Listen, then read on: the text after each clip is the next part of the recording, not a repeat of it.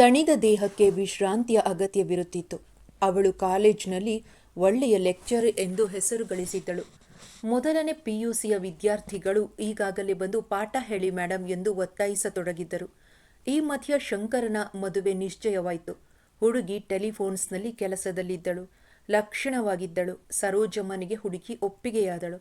ಆದರೆ ಶೇಖರನಿಗೆ ಸಮಾಧಾನವಿರಲಿಲ್ಲ. ಶಂಕರ, ನೀನು ಕೆಲಸದಲ್ಲಿ ಇಲ್ಲದೆ ಇರುವ ಹುಡುಗಿಯನ್ನು ಮದುವೆಯಾಗಬೇಕಿತ್ತು ಎಂದ. ಯಾಕಣ್ಣ ಹಾಗಂತೀಯ? ಈಗಿನ ಕಾಲದಲ್ಲಿ ಒಬ್ಬರ ಸಂಪಾದನೆಯಲ್ಲಿ ಜೀವನ ನಿರ್ವಹಣೆ ಕಷ್ಟ ಅಂತ ನಿಮಗೆ ಗೊತ್ತಿಲ್ವಾ?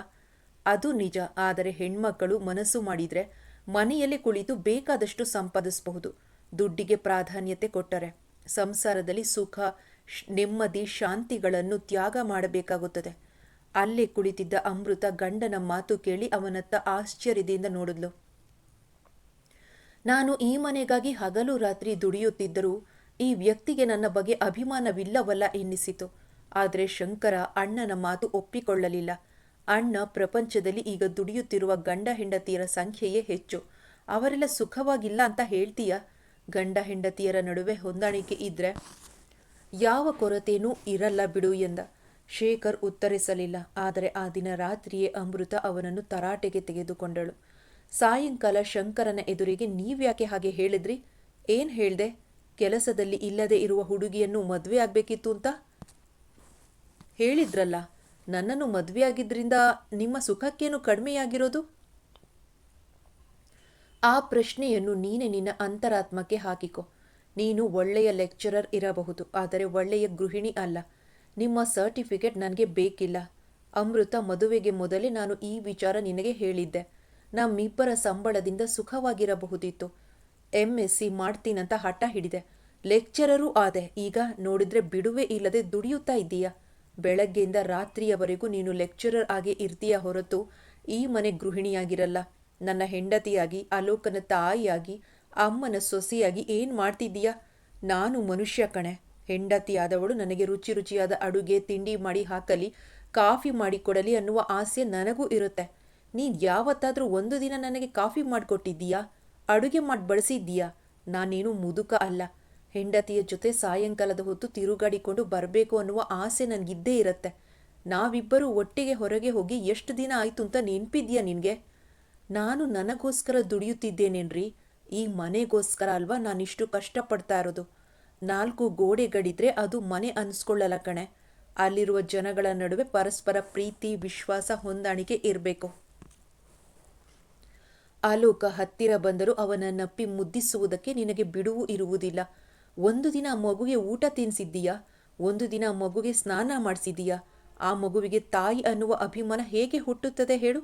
ಅವನು ಅಪ್ಪ, ಅಜ್ಜಿ ಅಂತ ಹಂಬಲಿಸುತ್ತಾನೆಯೇ ಹೊರತು ಅಮ್ಮ ಅಂತ ಅತ್ತಿದ್ದನ್ನು ನೀನು ಯಾವತ್ತಾದರೂ ನೋಡಿದ್ದೀಯಾ? ಅಮೃತ ಉತ್ತರ ಕೊಡಲಿಲ್ಲ. ನಮ್ಮಮ್ಮನಂತೂ ನಿನ್ನ ದೃಷ್ಟಿಯಲ್ಲಿ ಬಿಟ್ಟಿ ಆಳು. ಅಮ್ಮನಿಗೂ ವಯಸ್ಸಾಯಿತು. ನ್ಯಾಯವಾಗಿ ನಾವು ಅವಳನ್ನು ಕೂರಿಸಿ ಮಾಡಬೇಕು. ಆದರೆ ಆ ಅದೃಷ್ಟ ಅವಳಿಗೆಲ್ಲಿದೆ? ಅಪರೂಪಕ್ಕೆ ಒಂದಿನವಾದರೂ ಒಂದನ್ನ ಸಾರು ಮಾಡಿ ಹಾಕಲ್ಲ ನೀನು. ಹೌದು, ನಾನು ಕೆಟ್ಟವಳು. ನನ್ನನ್ನು ಯಾಕೆ ಮದುವೆಯಾದ್ರಿ? ನಿಮ್ಮನ್ನು ಕೂಡಿಸಿ ಮಾಡುವಂತಹ ಯಾರಾದರೂ ಹಳ್ಳಿ ಗುಗ್ಗುನ ಮದುವೆ ಆಗಬೇಕಿತ್ತು. ನಾನು ಅದೇ ಅಂದ್ಕೊಳ್ತಿದ್ದೇನೆ. ನಿನ್ನನ್ನು ಡೈವೋರ್ಸ್ ಮಾಡಿ ನಾನು ಯಾಕೆ ಬೇರೆ ಮದುವೆ ಆಗಬಾರ್ದು ಅನ್ನಿಸ್ತಿದೆ. ಅವಳು ಆಶ್ಚರ್ಯದಿಂದ ಅವನತ್ತ ನೋಡಿದ್ಲು. ಏನ್ರಿ, ನಾನಷ್ಟು ಕೆಟ್ಟವಳ? ಅವನ ಕೊರಳು ಬಳಸಿ ಕೇಳಿದಳವಳು. ತನಗೆ ಅತಿ ಸಮೀಪದಲ್ಲಿದ್ದ ಅವಳ ಮುಖವನ್ನು ತನ್ನ ಬೊಗಸೆಯಲ್ಲಿ ಹಿಡಿದು ಹೇಳಿದನವನು. ಈ ಕಣ್ಣು, ಈ ಬಾಯಿ, ಈ ಮುದ್ದಾದ ಮೂಗು, ಈ ಮೊಂಡುತನ ಇರುವ ಬೇರೆ ಹುಡುಗಿ ಸಿಕ್ಕರೆ ಈಗಲೂ ನಾನು ತಾಳಿ ಕಟ್ಟಕ್ಕೆ ಸಿದ್ಧ. ಅವಳು ಅವನೆದೆಗೆ ಗುದ್ದಿದ್ದಳು. ಈ ಬಡಪಾಯಿಗೆ ಕೊಂಚ ಟೈಮ್ ಮೀಸಲಾಗಿದೆ ಮೇಡಮ್.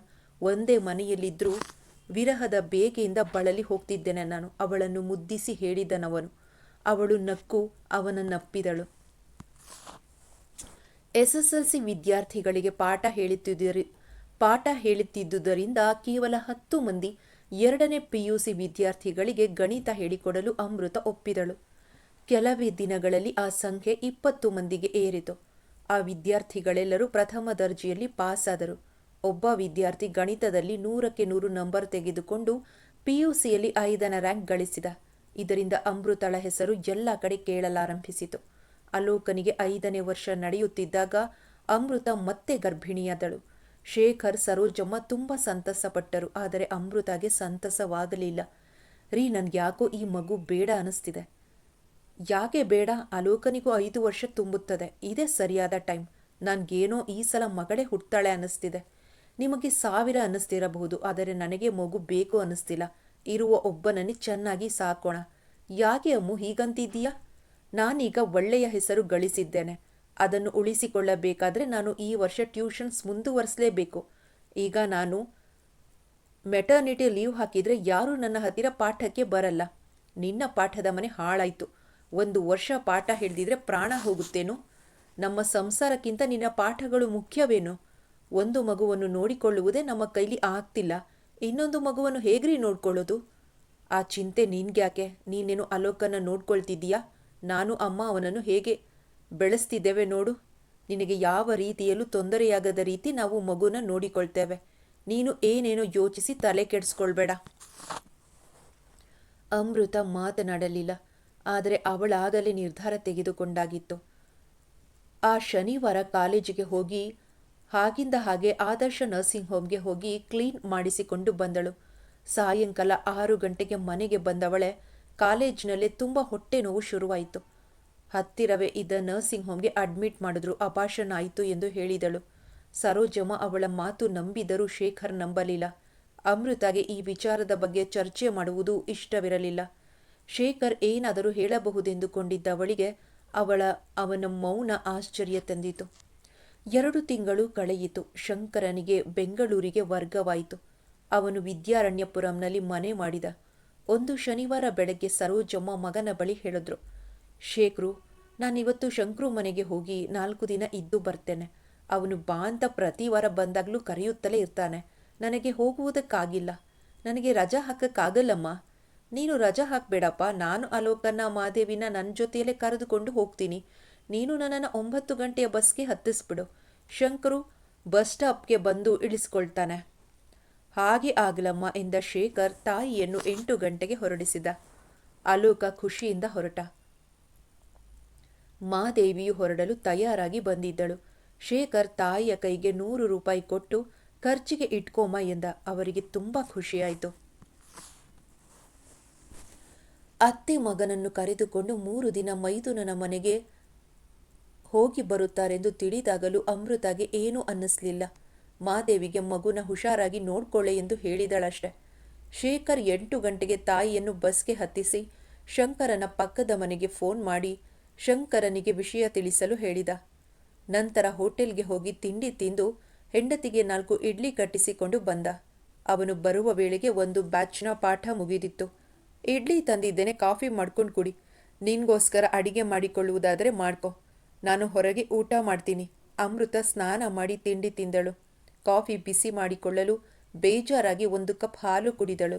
ಮಧ್ಯಾಹ್ನ ಕಾಲೇಜಿನ ಕ್ಯಾಂಟೀನಿನಲ್ಲೇ ಊಟ ಮಾಡಿದ್ಲು. ಅವಳು ಸಾಯಂಕಾಲ 5:15 ಮನೆಗೆ ಬಂದರೂ ಶೇಖರ್ ಮನೆಗೆ ಬಂದಿರಲಿಲ್ಲ. 9 ಗಂಟೆಯಾದರೂ ಗಂಡ ಬರದಿದ್ದಾಗ ಅವಳಿಗೆ ಆತಂಕವಾಯಿತು.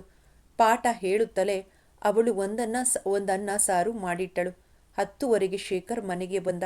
ಎಲ್ಲಿಗೆ ಹೋಗಿದ್ರಿ? ಬೇಜಾರಾಗಿತ್ತು, ಸಿನಿಮಾಕ್ಕೆ ಹೋಗಿದ್ದೆ. ನನಗೇಕೆ ಹೇಳಲಿಲ್ಲ? ಹೇಳಿದಿದ್ರೆ ನೀನೇ ನನ್ನ ಜೊತೆ ಬರ್ತಿದ್ಯಾ? ಆ ಪುಣ್ಯ ನನಗೆಲ್ಲಿದೆ? ಅಲೋಕ ಮನೆಯಲ್ಲಿದ್ದಾಗ ಎಲ್ಗೂ ಹೋಗೋಕ್ಕಾಗಲ್ಲ. ಅದಕ್ಕೆ ಇವತ್ತು ಹೋಗಿ ಬಂದೆ. ಬಟ್ಟೆ ಬದಲಾಯಿಸಿ ಬನ್ನಿ, ಊಟ ಮಾಡೋಣ. ಸಾರಿ ಅಮ್ಮು, ನನಗೆ ನಿದ್ರೆ ಬರ್ತಿದೆ. ಸಾಯಂಕಾಲ ತಿಂಡಿ ತಿಂದಿರೋದೇ ಆಗಿಲ್ಲ. ನೀನು ಊಟ ಮಾಡು. ಸಾಯಂಕಾಲ ಯಾಕೆ ತಿಂಡಿ ತಿಂದ್ರಿ? ನೀನು ಅಡುಗೆ ಮಾಡಿರ್ತೀಯ ಅನ್ನುವ ನಂಬಿಕೆ ನನಗಿರಲಿಲ್ಲ. ಅದಕ್ಕೆ ತಿಂಡಿ ತಿಂದು ಬಂದೆ. ಅವಳು ಮಾತಾಡದೆ ಊಟ ಕಲಸಿಕೊಂಡು ಕುರ್ಚಿಯ ಮೇಲೆ ಕುಳಿತಳು. ಹಿಂದೊಮ್ಮೆ ಸರೋಜಮ್ಮನಿಗೆ ಹುಷಾರಿರಲಿಲ್ಲ. ಪಕ್ಕದ ಮನೆಯ ಶ್ಯಾಮಲ ಅವರಿಗೆ ಗಂಜಿ ಮಾಡಿಕೊಟ್ಟು ಮಗುವನ್ನು ನೋಡಿಕೊಂಡಿದ್ದಳು. ಅಂದು ಸಾಯಂಕಾಲ ಅಮೃತ ಮನೆಗೆ ಬರುವುದು ತಡವಾಗಿತ್ತು. ಬರುವಾಗಲೇ ಕಾಫಿ ಕುಡಿದು ಬಂದಿದ್ದಳು. ಮನೆಗೆ ಬಂದವಳೆ ಆ ದಿನದ ಪಾಠ ಕ್ಯಾನ್ಸಲ್ ಮಾಡಿ ಮಲಗಿಬಿಟ್ಟಿದ್ದಳು. ಮಗು ಶ್ಯಾಮಲಾಳ ಮನೆಯಲ್ಲಿ ಊಟ ಮಾಡಿ ಮಲಗಿಬಿಟ್ಟಿತ್ತು. 8:00 ಮನೆಗೆ ಬಂದ ಶೇಖರ ತಾಯಿಗೆ ಔಷಧಿ ಹಾಲು ಕೊಟ್ಟು ಬಟ್ಟೆ ಬದಲಾಯಿಸಿಕೊಂಡು ಬಂದು ಹೇಳಿದ್ದ, ಬಾ ಅಮ್ಮು ಬಡಿಸು. ಆಗ ಅವಳಿಗೆ ತಾನು ಅಡಿಗೆ ಮಾಡಿಲ್ಲವೆಂದು ನೆನಪಾಗಿತ್ತು. ಸಾರಿ ರೀ, ನಾನು ಅಡಿಗೆಯನ್ನೇ ಮಾಡಿಲ್ಲ ಎಂದಿದ್ದಳು. ಅವನು ಹತ್ತಿರದ ಬೇಕರಿಗೆ ಹೋಗಿ ಬ್ರೆಡ್ ತಂದಿದ್ದ. ಅವಳಿಗೆ ಯಾಕೋ ಊಟ ಮಾಡಲಾಗಲಿಲ್ಲ. ಮರುದಿನ ಭಾನುವಾರ ಬೇಗ ಎದ್ದು ತಿಂಡಿ ಮಾಡಬೇಕೆಂದು ಕೊಂಡಳು. ಆದರೆ ಎಚ್ಚರವೇ ಆಗಲಿಲ್ಲ. ಅವಳು ಏಳುವ ಹೊತ್ತಿಗೆ 8 ಗಂಟೆಯಾಗಿತ್ತು. ಆ ವೇಳೆಗೆ ಶೇಖರ್ ಸ್ನಾನ ಮಾಡಿ ದೇವರಿಗೆ ದೀಪ ಹಚ್ಚಿದ್ದ. ಅವಳು ಕಾಫಿ ಬೆರೆಸುತ್ತಾ ಕೇಳಿದ್ಲು, ನೀವು ಕಾಫಿ ಕುಡ್ದಾಯ್ತಾ? ಆಯಿತು, ಆದರೆ ನಿನ್ನ ಅಮೃತ ಹಸ್ತದಿಂದ ಕಾಫಿ ಕುಡಿದು ಬಹಳ ದಿನಗಳಾಗಿವೆ, ಒಂದು ಲೋಟ ಕಾಫಿ ಕೊಡು ಎಂದ ಶೇಖರ್. ಅವಳು ಸಿಟ್ಟು ಮಾಡಿಕೊಳ್ಳದೆ ಕಾಫಿ ಬೆರೆಸಿಕೊಟ್ಟಳು. ನಿಮ್ಮ ಪ್ರೋಗ್ರಾಂ ಏನು? ನೀನು ಮನೆಯಲ್ಲಿರುವುದಾದರೆ ನಾನು ಇರ್ತೀನಿ, ಇಲ್ದಿದ್ರೆ ನಾನು ಶಂಕರು ಮನೆಗೆ ಹೋಗಿ ಸಾಯಂಕಾಲ ವಾಪಸ್ ಬರ್ತೀನಿ. ಭಾನುವಾರಗಳಲ್ಲಿ ನಾನೆಲ್ಲಿಗೆ ಹೊರಗೆ ಹೋಗ್ತೀನಿ, ಮನೆಯಲ್ಲೇ ಇರ್ತೀನಿ.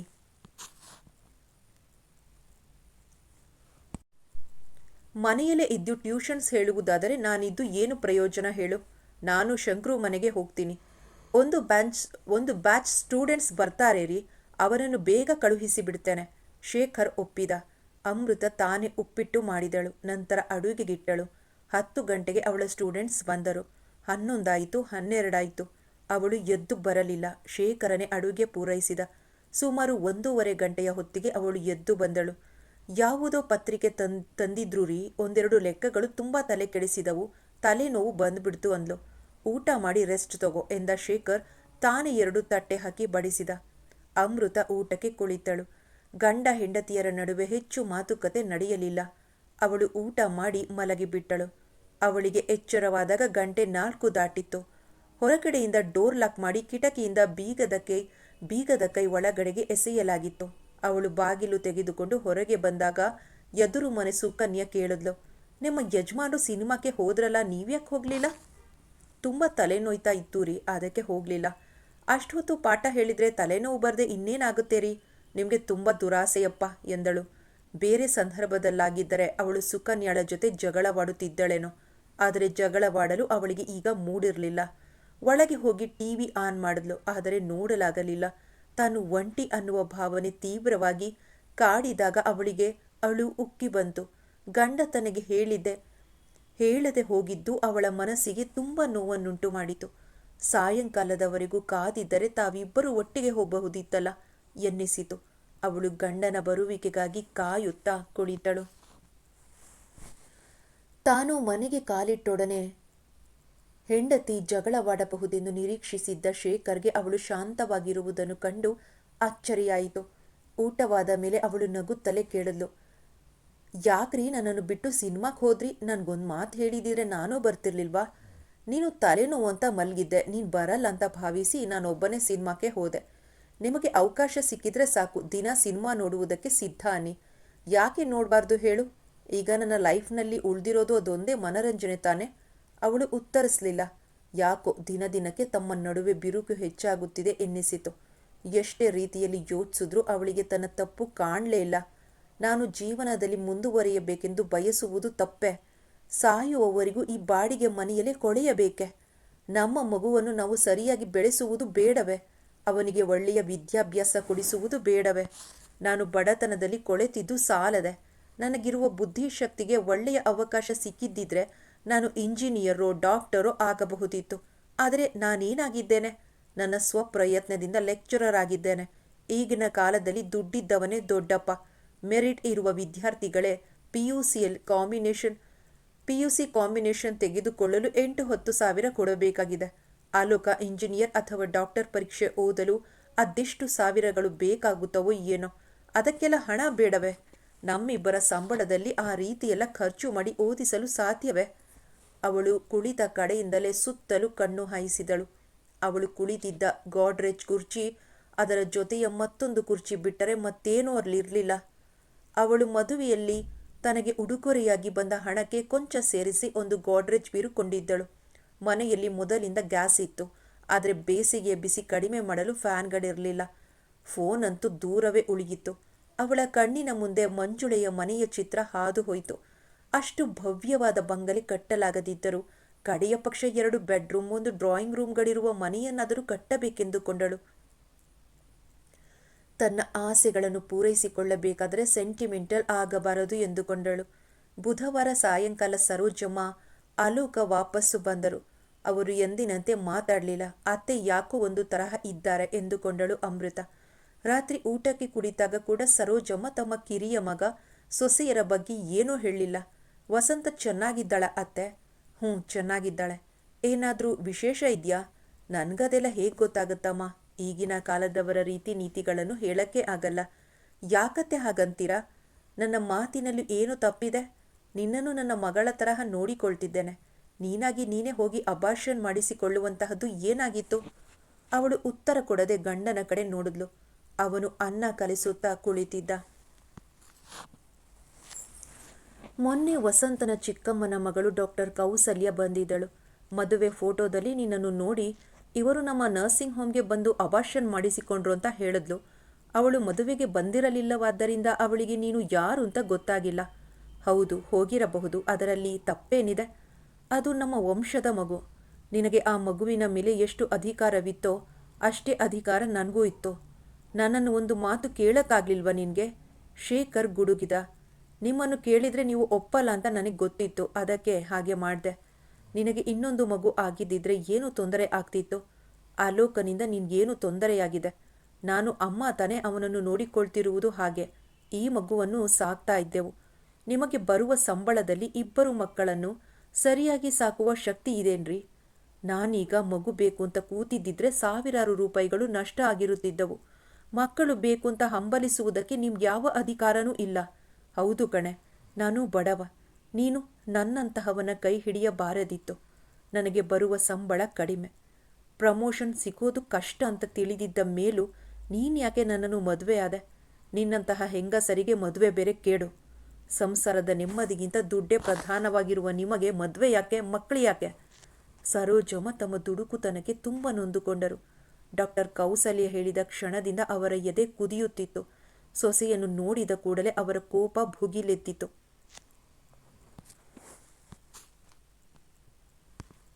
1 ತಿಂಗಳು ಕಳೆಯುವಷ್ಟರಲ್ಲಿ ಅವರಿಗೆ ಸೊಸೆಯ ಮತ್ತೊಂದು ಮುಖದ ಪರಿಚಯವಾಗತೊಡಗಿತು. ಅವಳು ಮೊದಲಿನಂತೆ ಗೌರವ ಕೊಟ್ಟು ಮಾತಾಡ್ತಿರ್ಲಿಲ್ಲ. ಇದು ನನ್ನ ಮನೆ, ನನ್ನ ಸಂಪಾದನೆಯಲ್ಲಿ ಈ ಮನೆ ನಡೆಯುತ್ತಿದೆ ಎನ್ನುವ ಧೋರಣೆ ಅವಳ ಮಾತು ಮತ್ತು ಕೃತಿಗಳಲ್ಲಿ ಕಾಣುತ್ತಿತ್ತು. ಅವರಿಗೆ ಒಮ್ಮೊಮ್ಮೆ ಶಂಕರನ ಮನೆಗೆ ಹೋಗಿಬಿಡಬೇಕೆನ್ನಿಸುತ್ತಿತ್ತು. ಆದರೆ ಮಗ, ಮೊಮ್ಮಗನ ನೆನಪಾದಾಗ ಅದರ ನಿರ್ಧಾರ ಸಡಿಲವಾಗುತ್ತಿತ್ತು. ಇನ್ನೆಷ್ಟು ದಿನ ಇಲ್ಲಿರಲು ಸಾಧ್ಯ? ನಾಳೆ ವಸಂತಾಳಿಗೆ ಒಂದು ಮಗುವಾದರೆ ಅಲ್ಲಿಗೆ ಹೋಗದೆ ಇರುವುದಕ್ಕಾಗುತ್ತದೆಯೇ? ಈಗ ಜಗಳವಾಡಿಕೊಂಡು ಹೋಗುವುದರ ಬದಲು ನಗು ನಗುತ್ತಾ ದೂರವಾದರೆ ಒಳ್ಳೆಯದು ಎಂದುಕೊಂಡು ಸುಮ್ಮನಾಗಿದ್ದರು. ಅತ್ತೆ, ಮಗುಗೆ ಈ ದಿನ ಮೊಗ್ಗಿನ ಜಡೆ ಹಾಕ್ತೀರಾ? ಮಂಜುಳ ಮೊಗ್ಗನ್ನು ಪೋಣಿಸುತ್ತಾ ಅತ್ತೆಯನ್ನು ಕೇಳದ್ಲು. ಮೊಮ್ಮಗಳಿಗೆ ತಲೆ ಬಾಚುತ್ತಿದ್ದ ಅನ್ನಪೂರ್ಣಮ್ಮ, ಇವತ್ತು ಬೇಡಮ್ಮ, ನಾಳೆ ಹಾಕ್ತೀನಿ. ಈಗಾಗಲೇ 5 ಗಂಟೆ. ಮಗು ಇನ್ನೂ 1 ಗಂಟೆ ಕೂತ್ಕೊಂಡು ಹಾಕಿಸ್ಕೊಳ್ಬೇಕು. ಈ ದಿನ ನಿಮ್ಮ ಮಾವನ ಸ್ನೇಹಿತರ ಮನೆಗೆ ಹೋಗ್ಬೇಕು ಎಂದರು.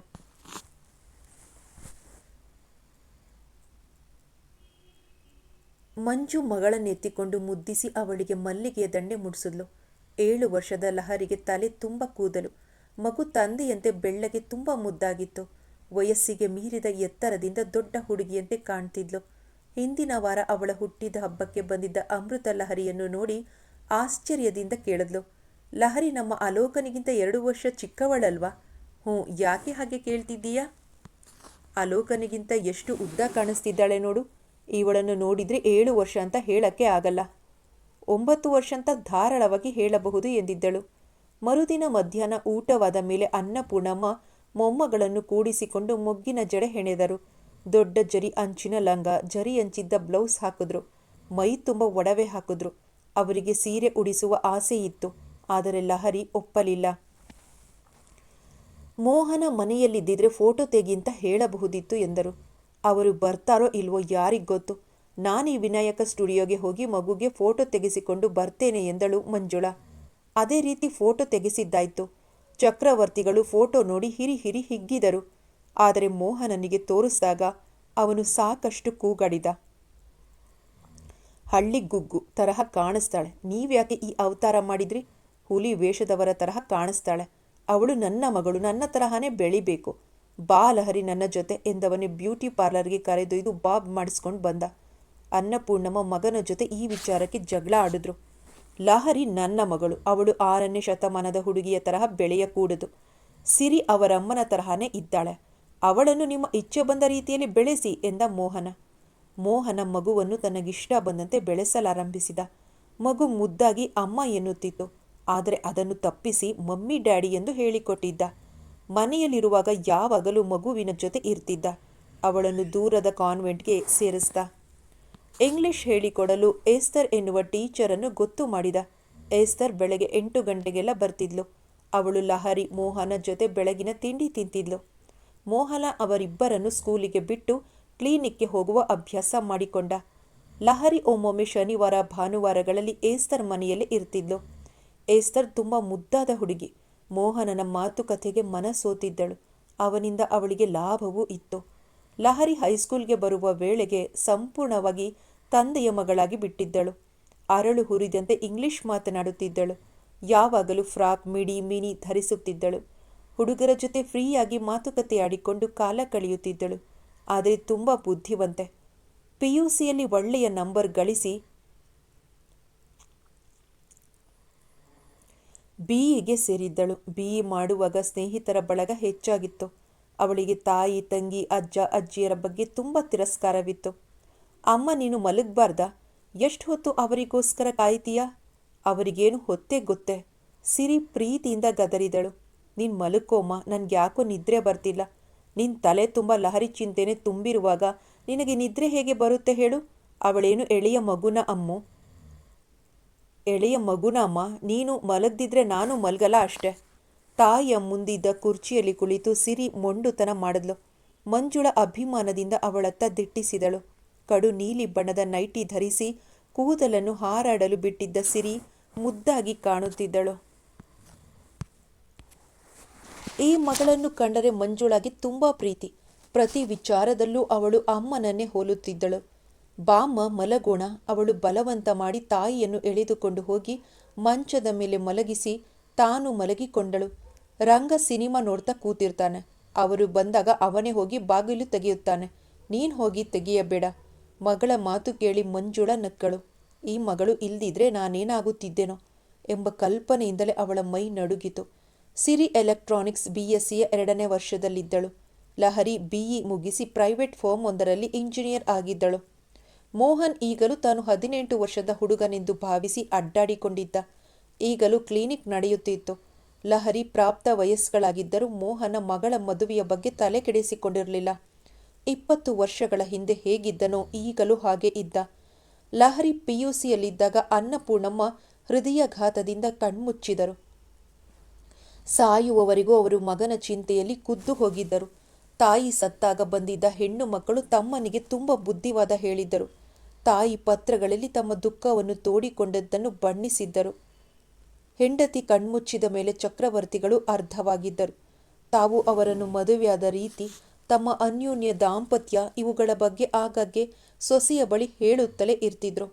ಹೆಂಡತಿಯ ಅಗಲಿಕೆ ಸಹಿಸಲಾಗದೆ ಅವರು 3 ವರ್ಷಗಳಲ್ಲಿ ಎಲ್ಲರನ್ನೂ ಅಗಲಿದರು. ತಂದೆ ಸತ್ತಾಗ ಹೆಣ್ಣು ಮಕ್ಕಳು ಬರಲಿಲ್ಲ.